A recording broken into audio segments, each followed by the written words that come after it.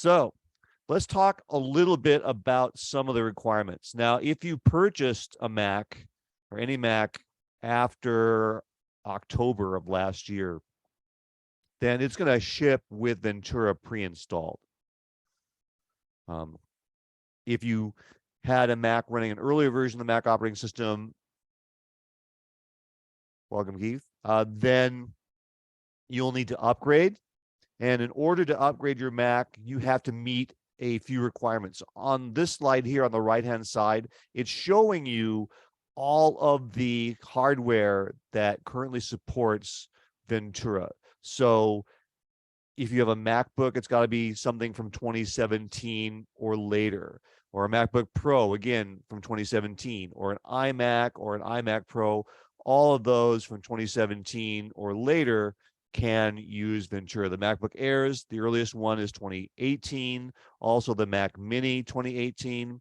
The Mac Pro Towers 2019 or later. And then the Mac Studio, which came out in 2022, of course, that would be the earliest that will run. If you've got a Mac that's earlier than any of these models, then you're going to need to look at upgrading.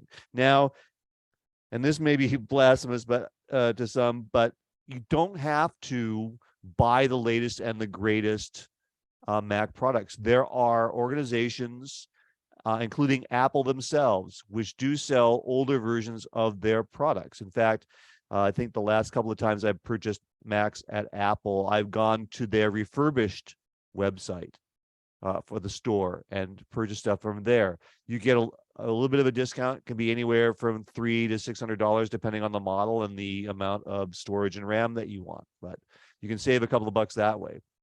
If you want even older models, there's another company called Otherworld Computing.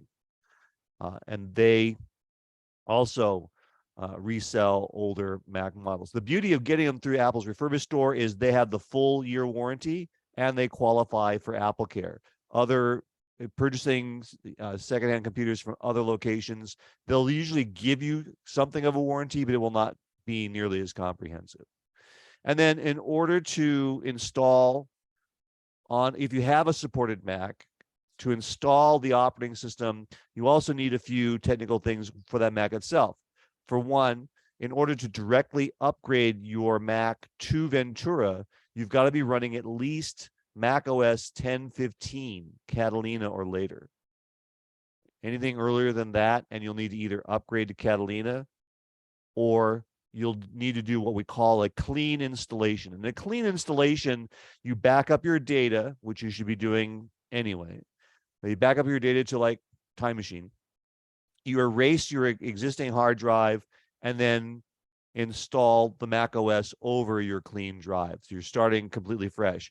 Once you boot the computer up, you'll walk through a process called Setup Assistant, and there'll be one screen on the Setup Assistant called Migration Assistant, which you can then migrate your data back to the computer from your Time Machine backup.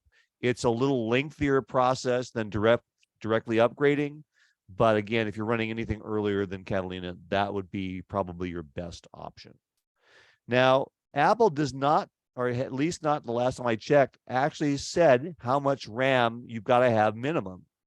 But since every one of these Macs on the right comes with at least 8 gigs, 8 gigs is now essentially the minimum for having memory in your computer. You should note, most Mac models, especially the laptops, you can't upgrade them after you've purchased them as far as memory and storage, at least not internally. For RAM, you absolutely need to buy however much memory you want at the time that you purchase it. And while 8 gigs is essentially the functional minimum here, my personal recommendation for the minimum is 16. Now, that may vary depending on how you use your Mac, but because of the way that the Apple Silicon Macs use memory for both processing and for video, 16 is where you want to be as the minimum, just to have enough memory for everything, basically. More is almost always better, but you can't get less than 8. Storage is also another thing Apple did not give us a spec on in as far as the minimum needed to install the operating system. But based on previous operating systems, you're going to want to have at least 26 gigabytes free on your computer. And hopefully you'll have well more than that. If you've got less than 26 gigs free on your internal storage device, then you're having performance problems with your Mac.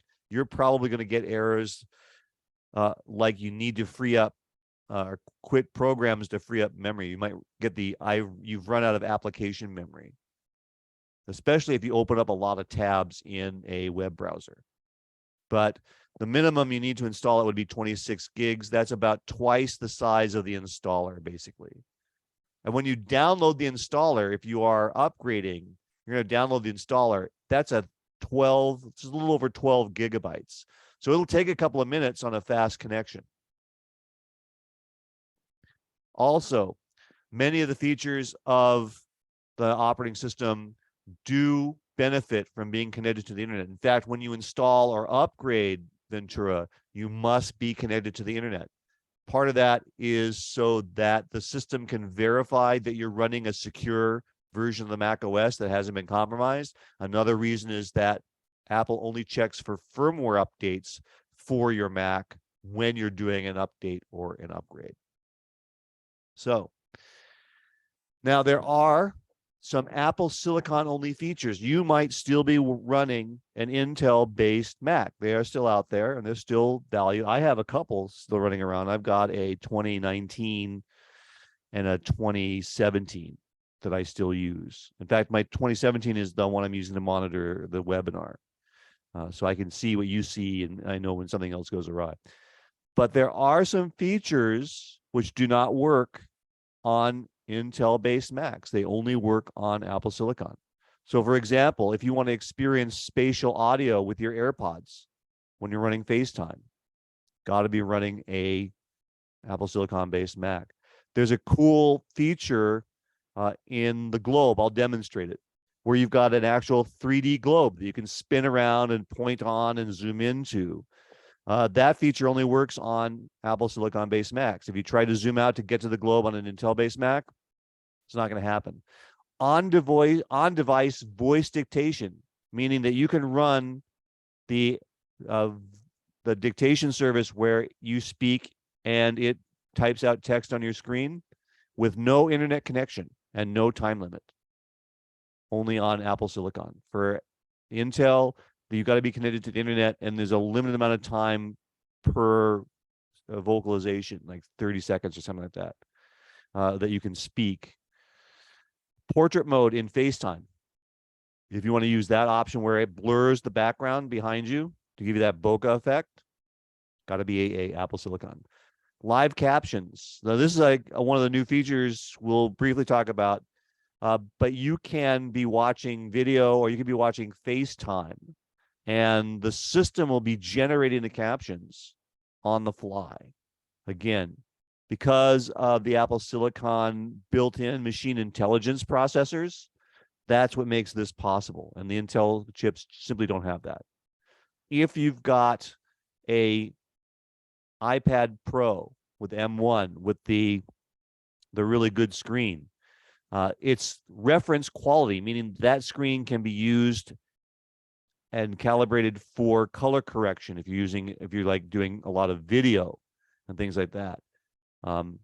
Using your iPad as a second monitor using Sidecar, you can use the reference mode on that for color correction. But again, you got to be connected to a Mac that's running a Apple Silicon processor. And then inserting emojis while you are doing voice dictation, also Apple Silicon only. And again, most likely any Mac that you buy now, with the exception of the Mac Pro Towers, is going to be Apple Silicon. Almost all the laptops are there, the Apple Studio, the Mac Minis, the iMacs, they're pretty much all Apple Silicon at this point. All right. So we'll got some other stuff we'll look at in a minute. Let me just go that. So that's pretty much the slideshow portion of this class. The rest of it is just pretty much, I'm going to demonstrate things. Now, the first new feature of the Mac operating system we're going to show you, you're already seeing. That is the continuity camera. So the camera that you're seeing me on right now is my iPhone 11, which, by the way, is the earliest version of the iPhone that will work with it. So you need to have two things. You have to have a phone. It has to be running iOS 16, and you've got to be running a Mac with Ventura. And it's pretty much automatic.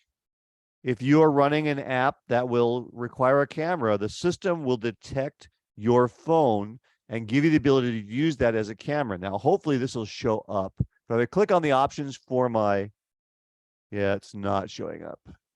So I'll do a quick demo and then I'll show you what you're not seeing.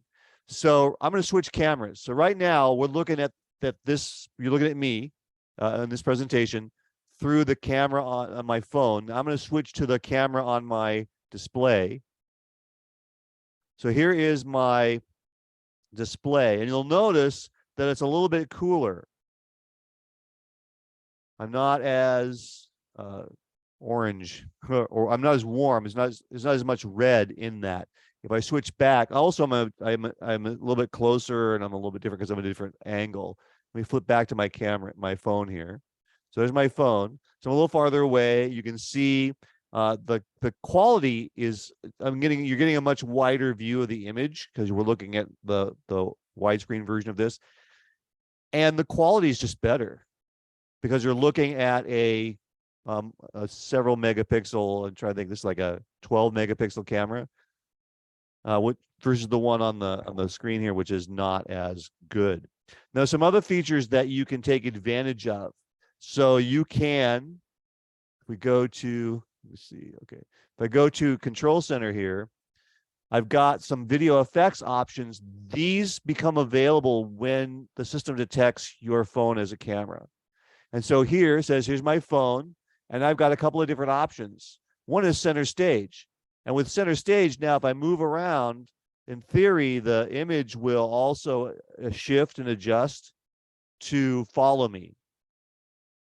And that's good for phones and some of the tablets. I've also got this desk view. So if you want to flip back and forth and show somebody something, say on what your hands are doing, let me move my, let me put that on here.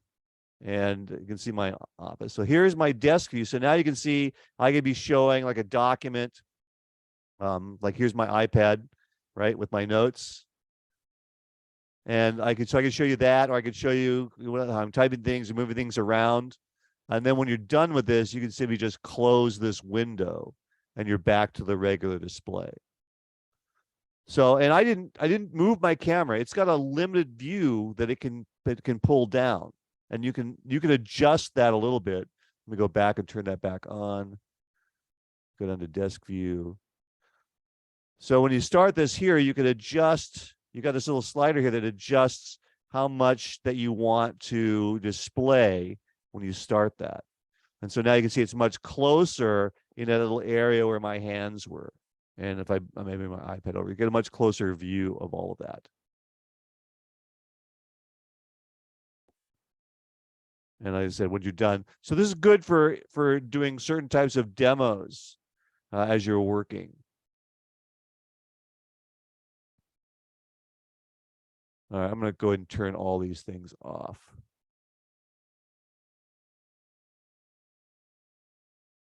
So one really cool feature requires a couple of things. You need, obviously, you need the hardware to support it, and you need the current version of the operating system for both of these items that we have.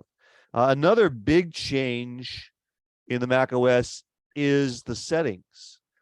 If you wanted to make any adjustments to your computer, you would use something called System Preferences in Big Sur and earlier. In Ventura, Apple's changed it. It's now called System Settings. So if I go to the Apple menu, I choose System Settings rather than System Preferences. And when you open it up, it looks very different from System Preferences. So this is going to trip people up a little bit when they start out with Ventura, because the settings are slightly different than what you're used to, essentially.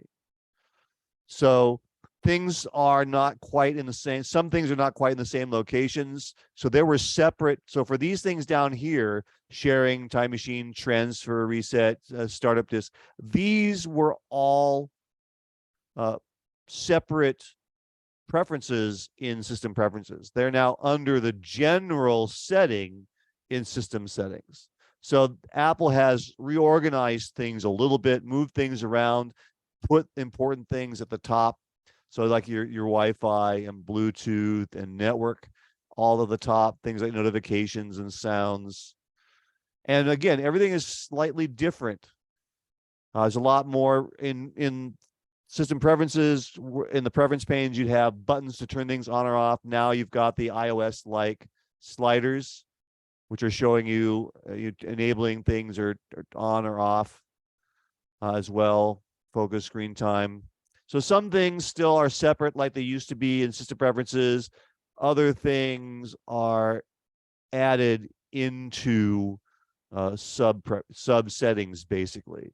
And if you're not sure where things at, you can still search and locate where those items are when necessary. But this is one of the bigger changes, and this is probably one of the ones that really trips people up. Also, the about the Mac information in Big Sur earlier. If you went to the Apple menu and you went to about this Mac, you got a window and it had all these tabs about where things are. In fact, I can show you. Let me go. Oh, wait, no, I can't. That is this other computer's. My MacBook Pro, my 2017 MacBook Pro, is also running Ventura. In fact, it's running whatever the latest beta is of Ventura. So the current version of Ventura is 13.1, and this basic window shows you the Mac that you're running and the processor, chip, memory, number of versions of the OS. When you click on more info, it will still launch system information, or actually it just takes you to this screen now. And so this gives you all of the information that you used to get from the separate tabs in the about this Mac dialog box, basically. And then if you want to get to the really deep information about your Mac, then you click on System Report, and I'll do that in just a second. So all of the really key information now is here, including whether or not your computer is still under warranty, the version of the OS that you're running, your display information, your storage. And then again, if you wanted to get the really deep information, you could launch System Information, and that gave you much more detailed information about your device. So again, that's something else that's changed. So really under the about setting is where you see all that information now that you used to get under about this Mac. So again, they've changed a few things about where things are, or how things appear in the Finder. All right. So Apple has done a couple of things. They've added some apps, actually. One of the new apps that they've added is the clock app. So now you've got a clock, and so you can set up, just like on your phone, you can get your current view of the time for all the different clocks that you specify. I got Juneau here because I'm originally from Alaska. So I have Juneau here because they didn't have an entry for Ketchikan, which is my hometown. Now, this Juneau is just north. It's the same zone. But we've got, you can pop up as many world clocks as you want. You can set alarms for specific times of the day. You've got a stopwatch for tracking things, and then timers. And now because we've got this clock app, you can now do things like use Spotlight to set timers for specific things you want to do. So if you need to set a timer, you can bring up Spotlight, or Siri, you can say, set a timer for X number of minutes. So the clock app is something that people ask for that they've added to the app. The other app that they added is the weather app. So if I go down to here, oops, where are you, weather? So now we have a full-blown weather app. We don't necessarily have to rely on third parties. And as you can see, what the heck?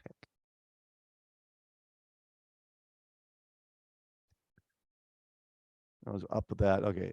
So here, again, you can set a variety of different locations for tracking weather in different parts of the country. It gives you a dynamic view. And you can see here that we are currently getting rained out. But you've got all of your information, the forecast for upcoming. You get satellite information, UV index, sunset, sunrise, sunset, wind, amount of rainfall, air pressure. So you get a lot of really good information. And again, you can choose different locations and get that different information. And again, you can click on any one of these options here to get more information about that and actually see. In this case, it's showing you what the forecast is for the next hour. And you can move around and get more information about that and close this. So you can click on each one of these and get more specific information about each panel here. And so that's a really good option. You can search and add and do whatever you need for that. So the weather app, again, is another app that's been added to that. And then a lot of this stuff, of course, is coming over from iOS. Now, there's another app, and this was not released when Apple initially released Ventura, and that is the Freeform application. So Freeform is a new app. It is a combination of sketching and collaboration and whiteboard features. You can actually share content or boards that you create with other people, and you can do whiteboard sessions where you brainstorm remotely. So there's a lot of cool things you can do there. You can add pretty much,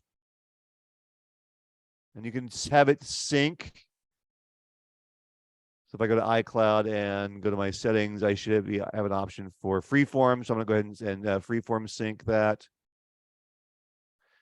And so now I can share content between all my devices. So I can start a Freeform session on my Mac here. I can go to my iPad and open up that Freeform session and view it there. I can look at all the different boards I've created. I can share a board that I've created. So here's a board. I will go ahead and create a new one. We'll call this Ventura webinar. And so you can add text. You can add sticky notes to this. I'm going to say this is a note for the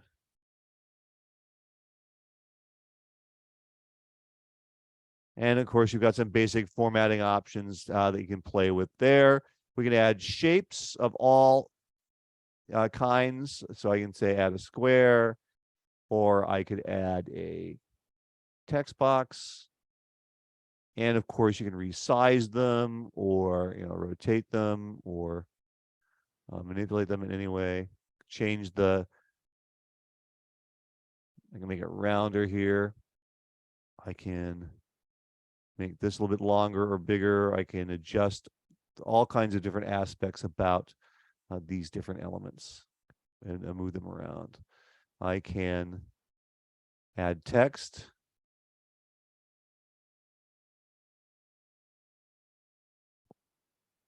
Oops.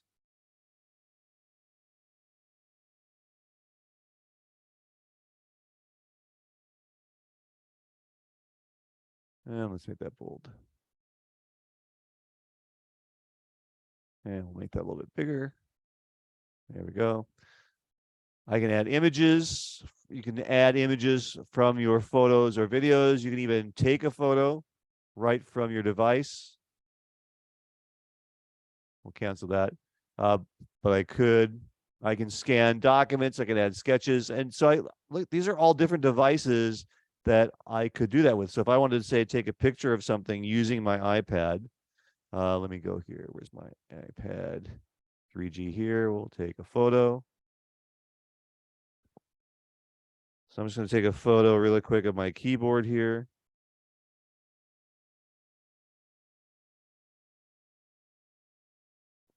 Okay. And we'll use the photo. So there's the photo I took with my iPad. And again, you've got the abilities to view it full screen. I can resize it. I can crop it. If I don't need all this other stuff here, I can just grab that down and just that keyboard. Again, I can move these things around, reposition them however I want. And then I can even add documents. So let's just go ahead and just add this for fun. So now I've got a document here. And again, if I want to view that, I can crop it or resize it.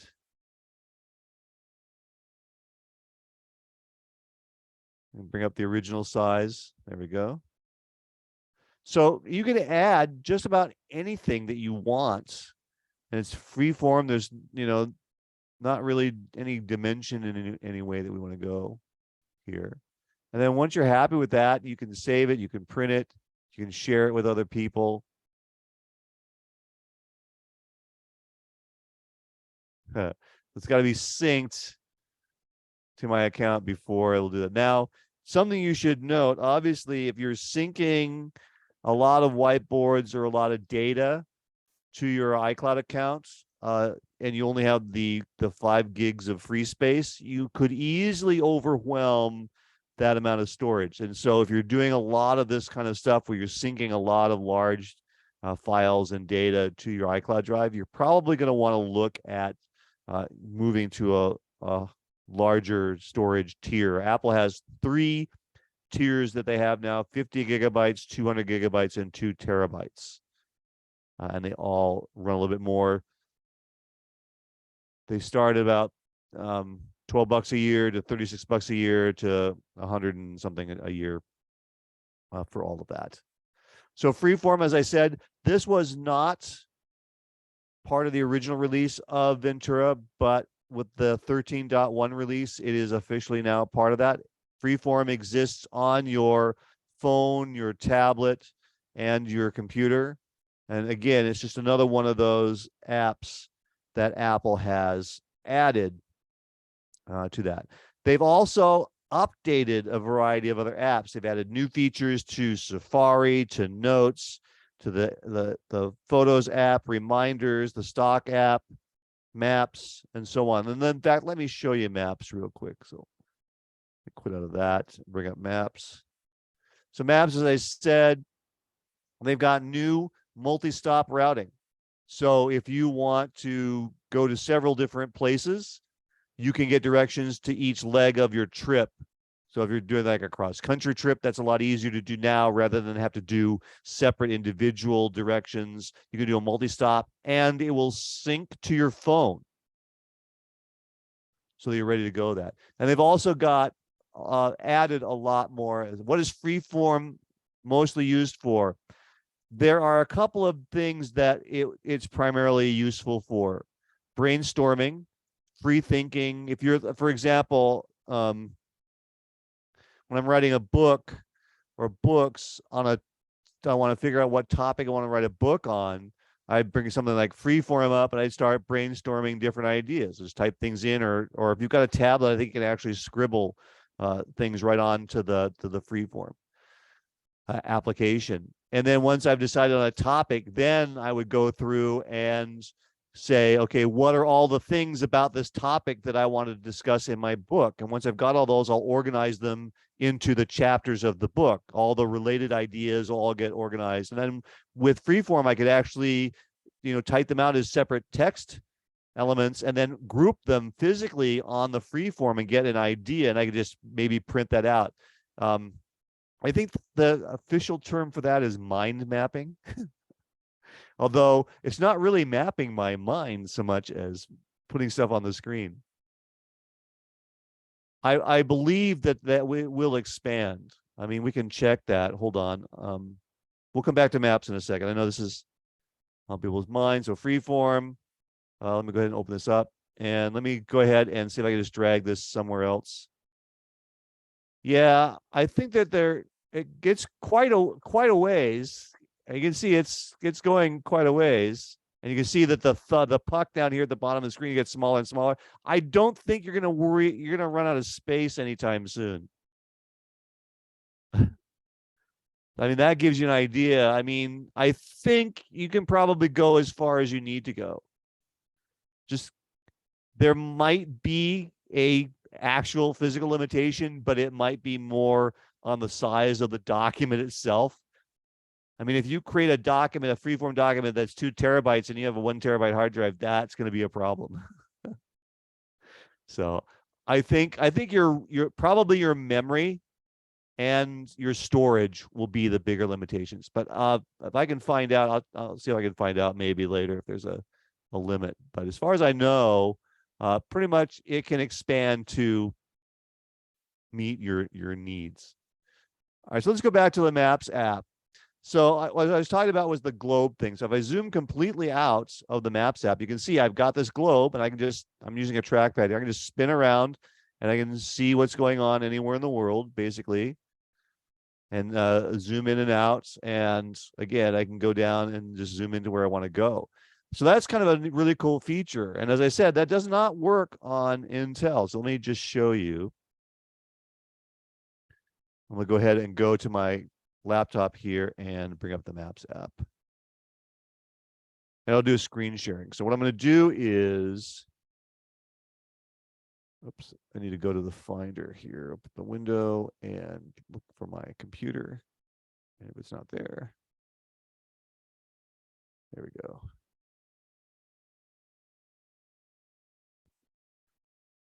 So one of the features of the Mac operating system is something called screen sharing. So you can view any other computer on your network as long as you have access to it. This might take a moment or two.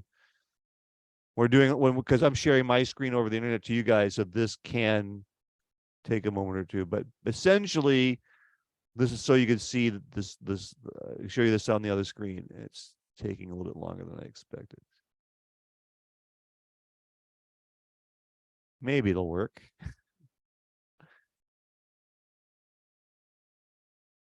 Okay, let me try. I can do this a different way, sort of. So there's another feature of the Mac operating system that is called AirPlay to Mac. And this allows you to actually view your phone or tablet on your Mac's screen, essentially. So I'm going to go ahead and enable mirroring. And we'll go to my Mac Mini here.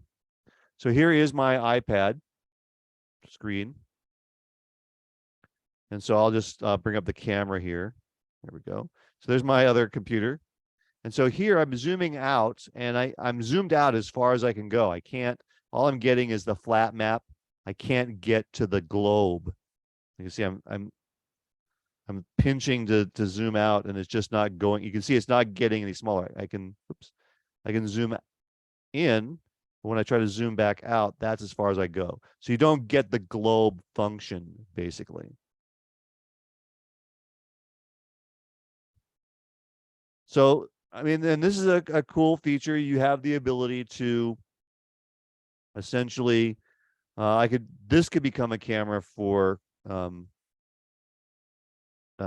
if I wanted it to, but I'm not going to do that. So I'm going to stop mirroring.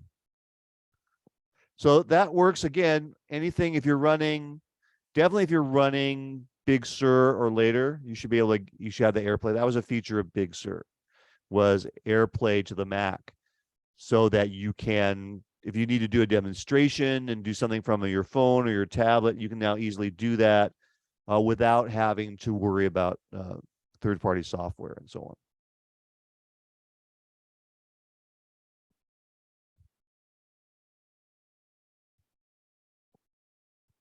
All right, where are we at here? Let's see. Oh, Photos has another really cool feature that I think people have been asking for a while: duplicates. So I don't know about you, but for years and years, you'd be using the app, but you always had to use a third-party tool to scan through your images to find all of the duplicates. These, by the way, these are some pictures from the shoreline. Over here is the west coast of the country. There's a beach there, and so we get some pretty decent sunsets sometimes. But now we have a new entry in the sidebar of the Photos app called duplicates. And so this will go through and show you all of the duplicate images that you've got. And so you can get rid of the ones that you don't need. So like here's 1.2 megabytes, and here's that same image, but a little bit larger. So I can get rid of the smaller one, and it puts them in a recently deleted. So again, they're not completely gone yet. They're moved to a recently deleted album. And if you decide, oh, you know, I really want that one back, then you can get that back. But again, I could choose the smaller or the larger one, whichever that I want. And so now you can actually go through, get all your duplicates and remove them. And then for the recently deleted, you could erase all your deleted items, basically. And for security purposes, you've got to log in with your computer ID in order to actually do it. So if I wanted to delete this, I can now erase all my deleted items, and that would permanently remove that from my Photos app. So now you don't necessarily have to go through and use a third-party tool to locate and remove all the duplicates in your Photos library. You can do that directly in the Photos app, which I think is a really big change, and one of the things that I really welcome. Another feature that we have is something called live text. Now, the live text itself is a feature that we had in Big Sur, and with live text, let's turn that off. Let's go to the keynote. Nope. Let's go to Safari. So let me open up a new window in Safari, and I'm just going to do search for pictures with text. So essentially here, we got a picture here that has text in it. And if I look at that image, whoops. Here's an image with lots of text in it. Now, in theory, let's just download that. Allow. Now, if I go to downloads and open up that image here, so I got images with text. Now, I can just click in this image and select this text like that. I can copy it, and now I can go to say text edit here, create a new document, and I can, or freeform, and I can paste that text in theory. Hold on. Maybe I didn't copy it, so. All right. Copy the text. Go to, there we go. And it's in Russian. So with Big Sur, we got the ability to essentially, I use this a lot. They'll be like, if there's something on screen, I'll do a screenshot of it, and then I'll just grab that text and drop it into a text document. So if there's any kind of text information that I need access to, you can get to it now. What they added in Ventura was doing this in video. So hold on, somewhere I've got a video clip here. Oh, it's on my desktop. Let's see, desktop. So that's a screen recording. That's just a basic screen recording.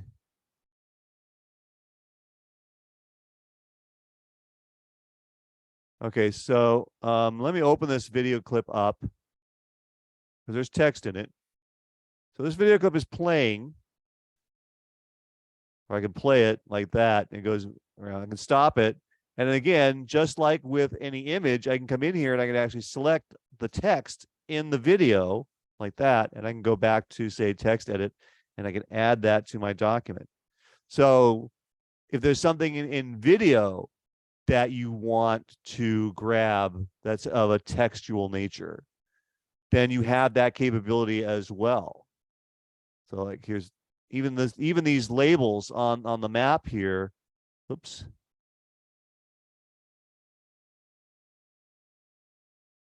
Let's grab all that stuff there, copy that, go back to text edit here. Some of this will be duplicated, but convert. Whoops, that's not what I wanted. Let's try that again. I just want the text. Maybe not grab so much. All right, we'll grab all that, copy that. So again, I'm just grabbing the text, and that's in a video clip versus a image. So in Big Sur, you could do live text from any still image, and in Ventura, you can actually do live text in video clips. You do have to pause. And I've got a question. How do you do a screenshot? So this might veer a little off track, but let's just go through that. So there are several ways to create screenshots on your Mac, and I'm going to walk through all of them real quick. So the first one, most of these are keyboard shortcuts. So the first one is Command-Shift-3. That takes a screenshot of your entire screen. So here's that screenshot that I just took. It's my entire screen, everything that's there. Now I'm going to hit Command-Shift-4 on the keyboard. Now I can drag just a portion of the screen. So I'm going to grab just that piece of the screen. There's my screenshot. I click on it, and there it is. Now, if I want to grab like a window from on my desktop, so let me go to the Finder and let me open up a Finder window like that. So Command-Shift-4. Now, if I hit the space bar after Command-Shift-4, you'll notice if I move my mouse over different screens. Now, some of these are showing up as grayed items because these windows are not showing up on your screen. So here's the screen on my display that's showing all of your video. Let me grab that. So here is that. Even though you didn't see it, it was a grayed outline when I had it selected, but here's that whole window as a screenshot. So Command-Shift-3 takes everything on the screen. If you have more than one monitor connected, if you've got like my laptop that I'm using, I've got connected to a second monitor. When you hit Command-Shift-3, it will grab a shot of all your screens. So if you've got 3 monitors, Command-Shift-3 will take a screenshot of all 3 screens. Command-Shift-4 allows you to drag and select just a portion of a screen. Command-Shift-4 spacebar lets you choose a window on the screen. And Command-Shift-5 brings up the interface. So here is my screenshot sort of utility. So the first one here is capture the entire screen, or I can capture just a selected window, or I could choose a portion of the screen. But it goes further than that. With Command-Shift-5, I now have the ability to take screenshots of my screen by recording video. So I can record the entire screen, or I record a portion of the screen. So I do that, I can actually select the portion of the screen that I want to record. So I'm just going to move right over this. And once I'm ready, I just click record. And so now anything that happens in here, just this portion of the screen, will show up as a option. And once I'm done, I can click on the button in the title bar to end that. So here is my movie. Whoops. So here's the movie I created just by taking a screenshot of just a portion of my screen.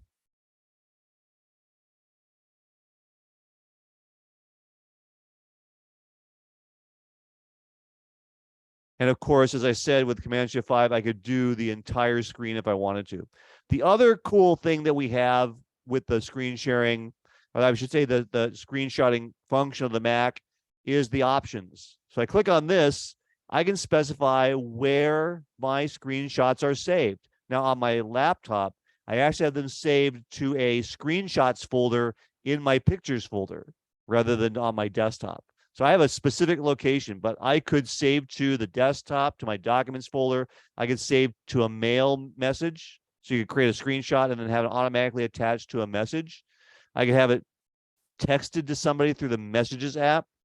I could open it in QuickTime Player, or I could specify a location. I also have the ability to set up a timer. So if I want to take a screenshot, but I need to get some things on screen first, then I've got between 5 and 10 seconds to make that happen before it will take that screenshot. If I'm recording video, if I'm recording my screen, I can record just the video, or I can also choose a microphone to actually record the audio to go along with that. And then the last options here just show information about the interface. So show the floating thumbnail, and then remember the last selection. So if I click on something here and I get out of it, I come back, it'll be on that last item. And then show mouse clicks. For some things, if you're doing demonstrations, you may want to indicate the mouse clicks. And so that's all that. Now, this is not new in Ventura specifically, but this is the whole gamut of options that you have when you have the ability to do screenshots.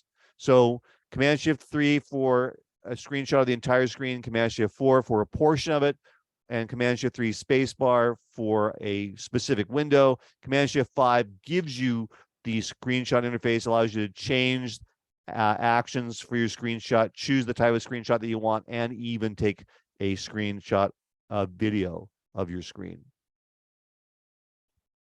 Any questions about that?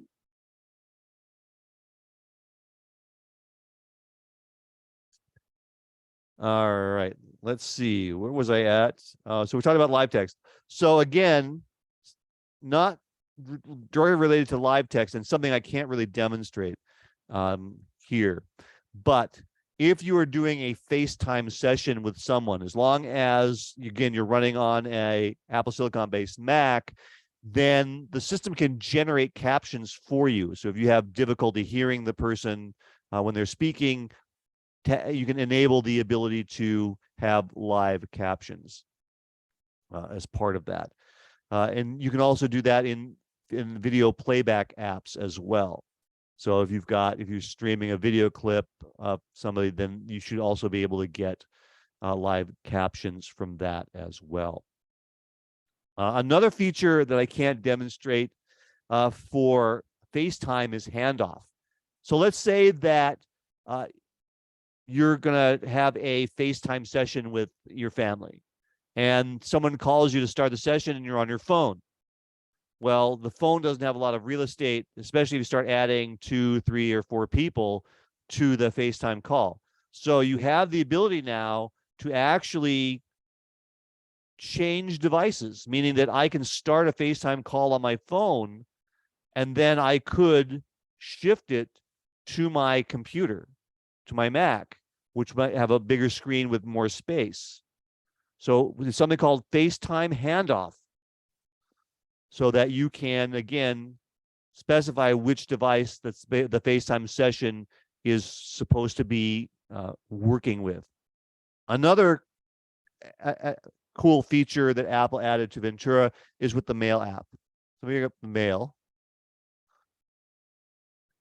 So here's the Mail app, and I've got my inbox, and I'm trying to remember which account I've got here. Probably my Gmail account. Yep. Nope. Oh, my Mac.com account. All right. So let's say that I want to send somebody a message. I will send myself a message. I'll send it to my Gmail account.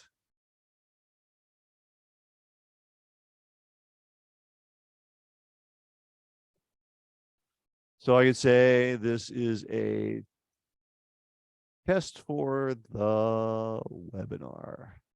I'll send a couple of these.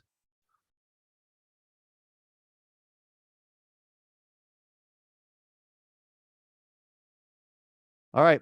So now, normally you just might click on the send button and send that message off. But if you click here to the right, you can say schedule that at a specific time. And so I could say, hey, I want to send that. Let's see, it's 11 o'clock now. I'm going to send this at 11:02 my time. It's a little after 2 your time. So I'm going to schedule that.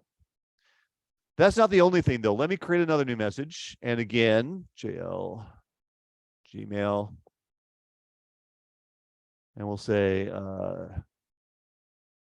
don't send yet.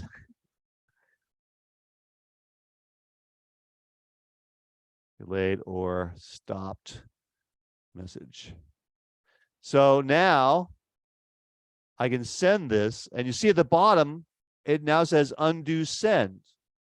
This will sit here for about 30 seconds. So now what happens when you click the send button, when you send a message, it doesn't send it right away. It puts it, it does it scheduled.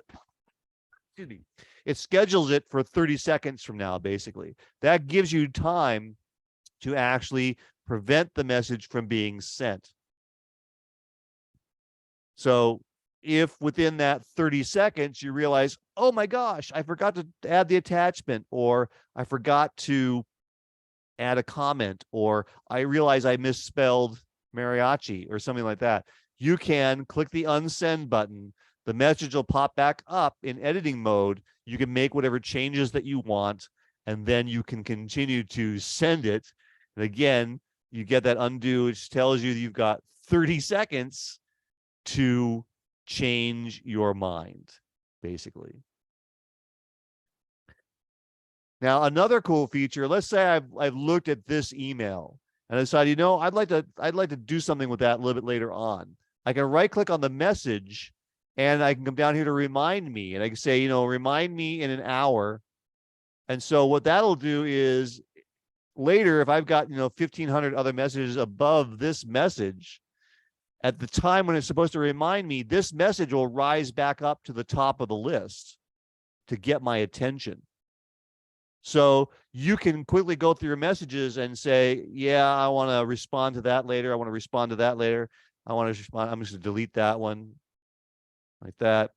Then again, later when it's a time, this message will pop up and you'll see it and you'll be able to work with it. So Apple's added a number of options to the Mail app that allow you to have a little bit more flexibility about your messages. So you don't have to send messages right away. You could schedule a bunch of messages to go out all at the same time rather than one at a time if you want.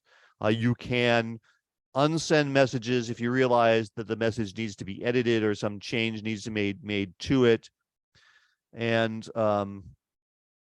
whatnot. Let's see here, blah, blah, blah.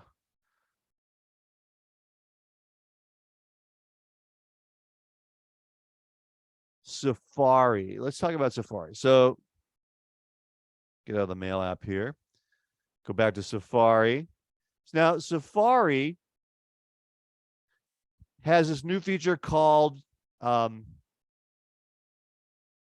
groups. So I've got favorite news sites. These are pretty much all the same. Here's one with like 5 different ones. I'll get rid of this one. So I've got several different tabs here on this group. So whenever I click on these tab groups, they will automatically load those 3 websites. So it's great for parking websites that you access pretty frequently. So you can just pop them up all in one go without any problem. Now, if I want, I have the ability to share tab groups with other people. And so I can, if I choose to share, I can make it a collaboration site. I could choose specific users. I could send somebody a message with the shared option and so on. And so once it's shared, other people can add websites that they like that are related to that tab and so on.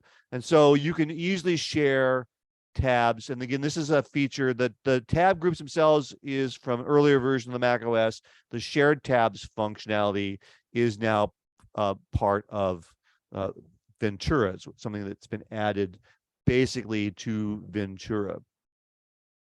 Spotlight has had a number of features, added to it as well. So I bring up Spotlight search. I can look for pictures of dogs. And now it's going to look for pictures of dogs on the internet. So it'll search my local system for any pictures of dogs. If I've got pictures of dogs in my Photos app, it'll give me results there. But it's going to search now over the internet for images.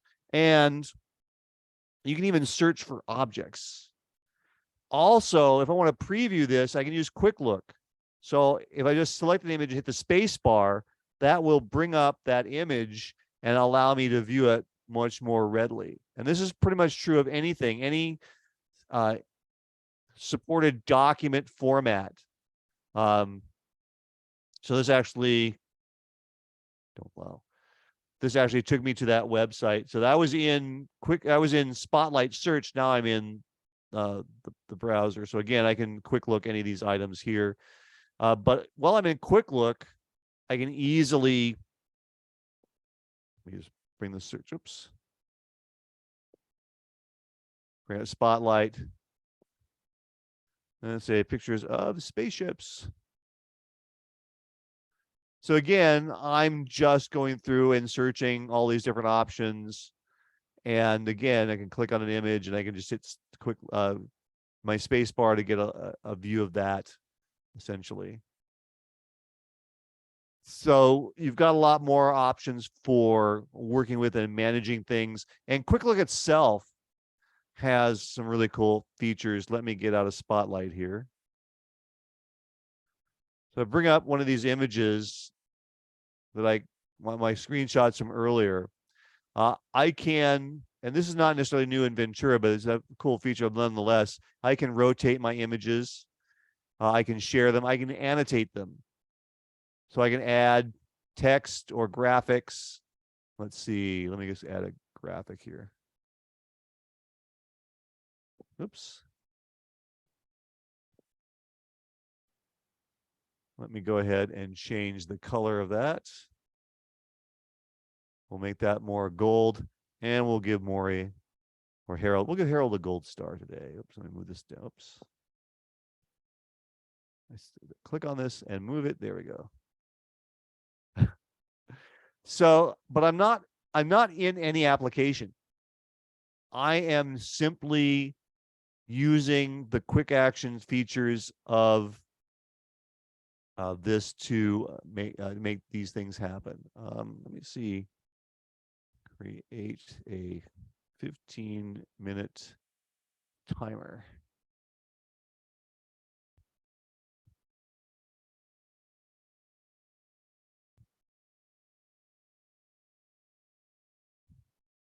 That's not what I wanted. Oops. You're supposed to be able to do the clock app. Stopwatch. Yeah, you're supposed to be able to do that. Now I could do that with Siri. If I bring up Siri. Where is Siri? Huh. I don't have my Siri icon. Hold on. Let me grab that.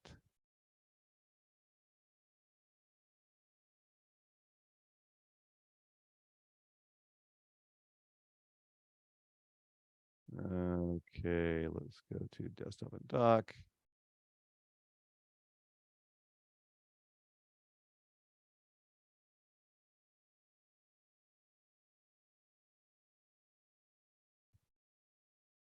I should be able to put Siri on.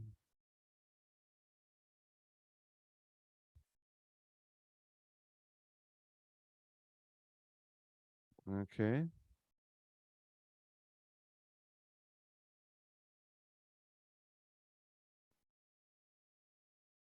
I wonder why I'm not able to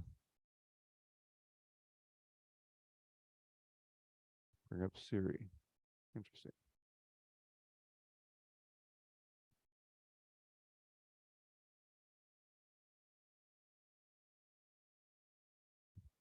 Normally I have it up here in the menu bar.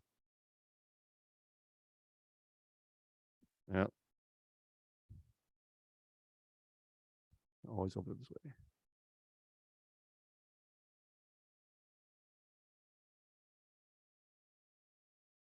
Hey Siri,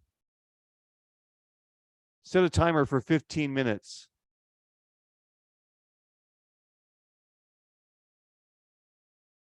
Hey Siri.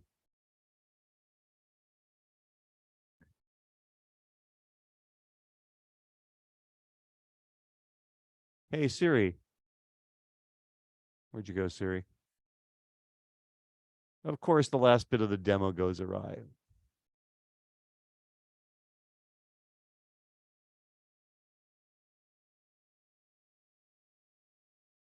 Okay, well, I can just hold Command Space. In theory.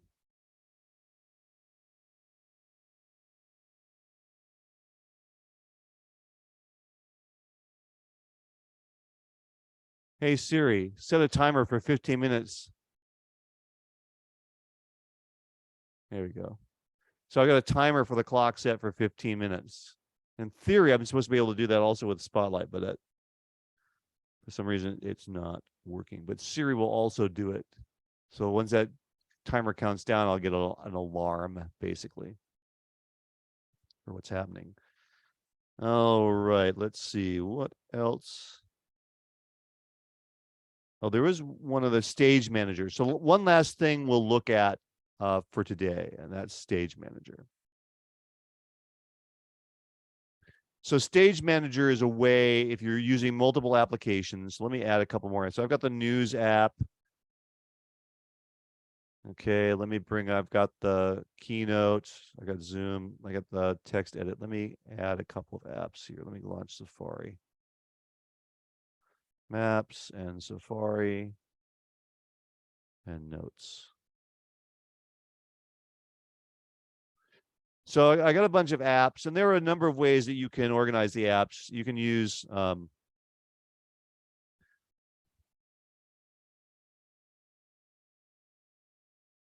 something called Mission Control, and you can see I've got all the open pages for all my apps all in one window. And in fact, up here I've got separate desktops. So technically, I could move an app to a different desktop and simply access it by going to that desktop. So I could swipe left or right and choose to use different desktops.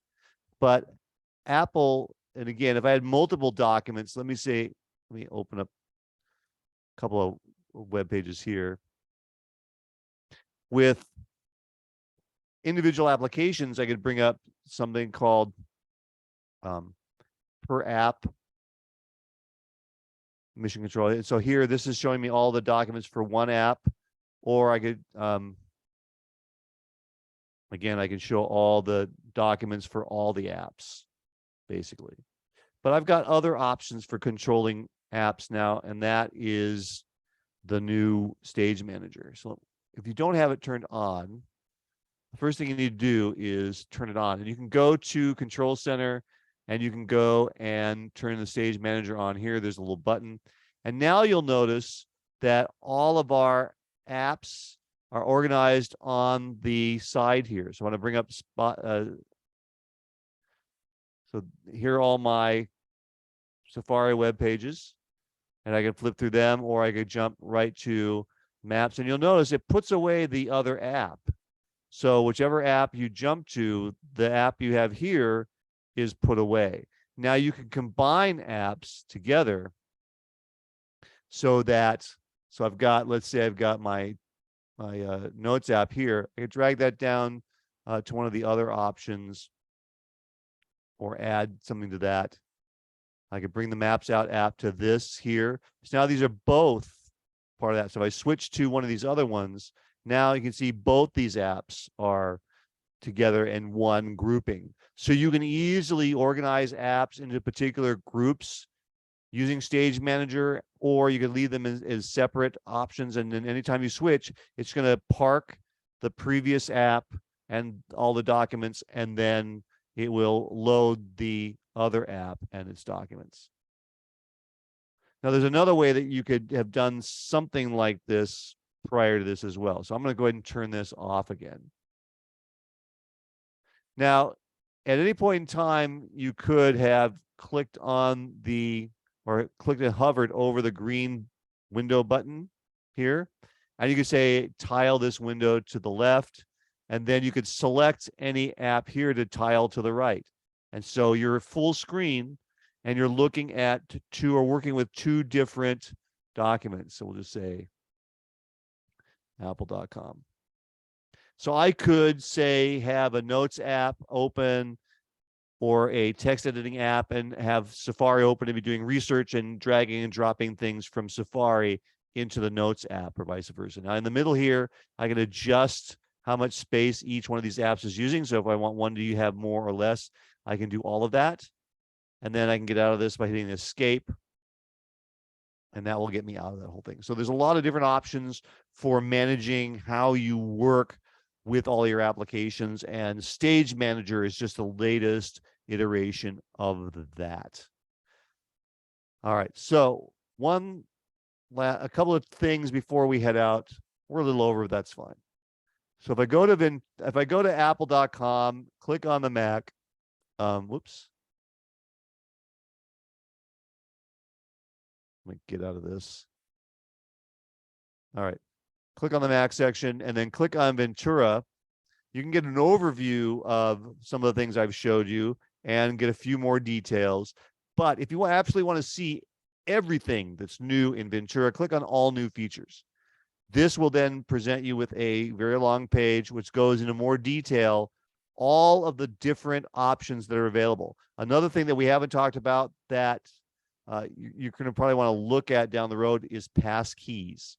So passkeys replace passwords, and they're very secure because instead of using something you type, it creates a certificate, and it uses either Touch ID or Face ID to verify your identity rather than you having to type in a password. For this to work, you've got to have iCloud keychain enabled in your iCloud account. And then whenever you sign up for an account online, you should get the option, if you're running iOS 16 or later, or Ventura, macOS 13 or later, an option to select a pass key rather than a password. And when you do that, you'll get some options about how to manage that. It can be local to your computer. It can be external if you want, but those passkeys will be stored in your keychain. And again, it'll use either Face ID or Touch ID, depending on your device, in order to make that happen. Now, if you have an older Mac, which does not have a Touch ID interface, then that might be a problem. Keep in mind, Apple now sells their keyboards with a Touch ID sensor. So you can replace an existing keyboard that you have that does not have Touch ID with one that does, and give your Mac Touch ID. So if this is something that you want to examine further down the road, that's something else. Again, more information about messages, Stage Manager, system settings, a lot of things I talked about. I didn't go into a lot of detail about a lot of others. I explained some, but this gives you absolutely everything that is going on in Ventura. Now, if you haven't already, and I'm gonna, because I know some people got back in, so I'm gonna pop it into the chat again.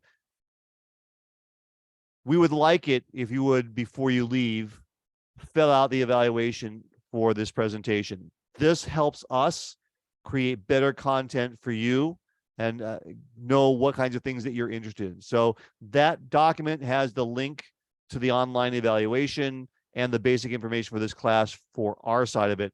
Everything else is up to you. One final thing before you head out, and we'll go back to the keynote presentation. And that is, thank you for attending our presentation today. We hope that you will consider Future Media Concepts in the future for your online training needs. We have a variety of macOS-based classes. We have a variety of Adobe and other Apple software classes like Final Cut, Motion, and so on. In addition, because you are now this entire presentation has been recorded. So within about a week, you should get a link to view this online. If it goes more than a week and you haven't, contact your FMC representative and they will get that to you. It takes a little bit of time to edit it, but it should be up fairly quickly. Because you are all have attended this presentation, you're now all alumni of the FMC training program. Once you filled out the evaluation, you should receive an email shortly after that which gives you some benefits, typically discounts on future classes and some other things. In addition, if you want to see what classes we do have available, you can go to fmctraining.com/browse-courses. We are also able to be located on other social media platforms. We have a page on Facebook, Instagram, and Twitter. And we also have a number of technology partnerships, like with Dell. And you can find out more about our partnership with Dell by going to dell.com/FMC training. There's also a short video which talks about this. If you go to vimeo.com and type in 418-046-352, and if you're running Ventura, you should be able to take a screenshot of this and then just copy and paste that into your browser. But we have a good partnership with Dell. If you go to there are promotions that they offer for discounts on Dell hardware. I actually own 2 Dell monitors, and they're pretty decent LCD monitors, and I have no complaints about them at all. And our other partnership is with a company called Saramonic. Saramonic is a distributor and manufacturer of tools that will assist you if you are doing any kind of video streaming, podcasting, and so on. So if you are running a podcast, if you are doing online training, if you are doing online meetings, or just live streaming of events, then you're going to need a microphone or a headset or a stand for your camera or cameras and microphones and whatnot, backgrounds. Saramonic has all of the equipment that you need to have a professional broadcast from your location. The clamp that I'm using that's holding my phone for this is a Saramonic phone clamp. You can go to Saramonicusa.com and see what kind of products they have. And if you use the code VIP support 20, you can get 20% off of a home-based professional kit. So once again, I thank you for hanging in there and attending our webinar and our presentation. I look forward, hopefully, to seeing you sometime in the future to one of our other classes. We've got all Ventura classes coming up starting in February. For the big ones, most of our classes now that we're doing are Ventura, the 1-day and the 2-day classes. The iOS class is covering iOS 16. So again, go to our website, check out what we've got going on, and see how we can help you learn more about using Apple products down the road. Again, if there are any questions before you head out, please fill out the evaluation. Thank you once again for coming. I'm hoping you're walking out here with a little bit more knowledge about the operating system than you walked in with. But in the case you still have questions, if you have any questions about anything that I talked about, if there's something you had a question about that I didn't answer, if there's something you'd like to see I didn't show you, I'm more than happy to do that at this point.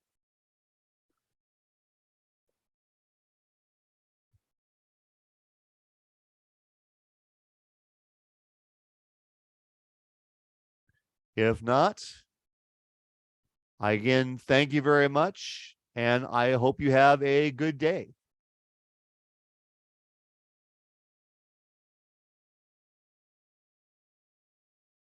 You're very welcome.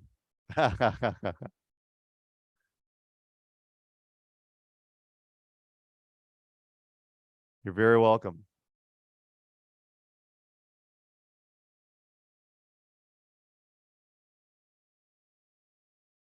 I'll go ahead and stop the recording. There we go.